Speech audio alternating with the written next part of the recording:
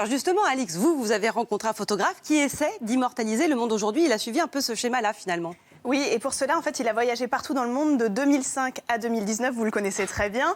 Ce photographe s'appelle Philippe Chancel. C'est un ancien photoreporter donc, qui a travaillé pour Libération, pour le magazine VSD. Et au fil de sa carrière, il s'est dirigé peu à peu vers la photo de plus en plus artistique.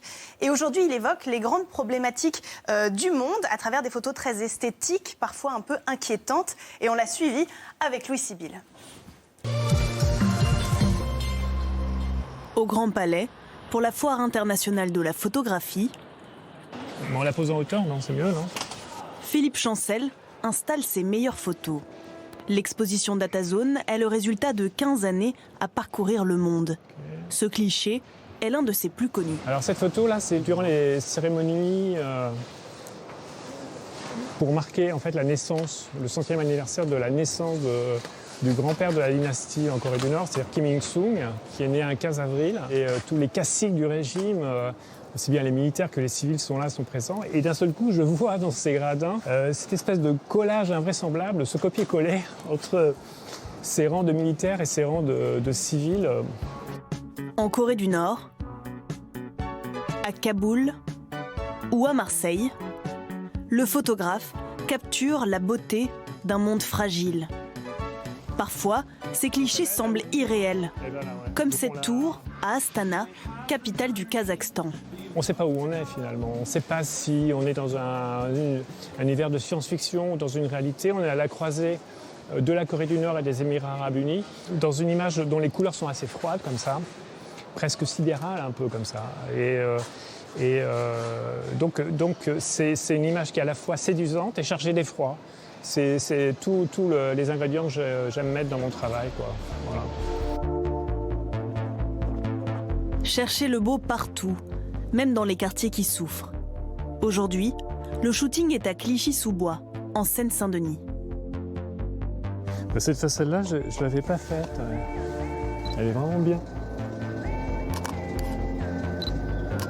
Au quartier des Chênes Pointus, bientôt reconstruit, Philippe Chancel témoigne d'une violence latente. Et les photos réussies, sur ce parking, se cachent parfois là où on ne les attendait pas.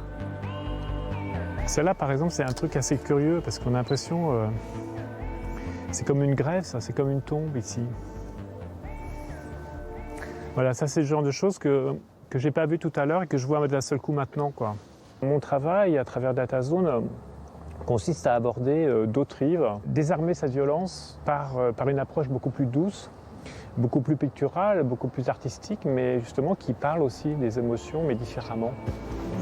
Entre le reportage et la photo d'art, Philippe Chancel exposera ses photos à Paris jusqu'à dimanche.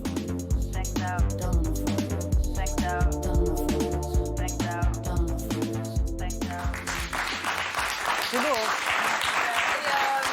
Pour ce qui est des dernières photos, donc les photos qu'on a vues à la fin du reportage, les photos de Clichy-sous-Bois, elles seront visibles dans quelques années, une fois que les travaux auront commencé donc, dans le quartier des Chênes Pointus, où nous sommes allés avec Philippe Chancel, à Clichy-sous-Bois. En tout cas, personnellement, ces photos me touchent beaucoup. C'est un excellent photographe parce que déjà, il a un très bon sens de la composition. J'imagine que vous me direz la même chose. Et donc, c'est la façon dont il organise les éléments dans son cadre. Et aussi parce qu'il arrive à aborder les problématiques sociales, écologiques ou politiques sans pathos, selon ses mots, et sans violence apparente. Par exemple, la dictature en Corée du Nord, elle peut aussi se raconter au travers d'un sourire figé. On comprend déjà beaucoup au travers de cette photo.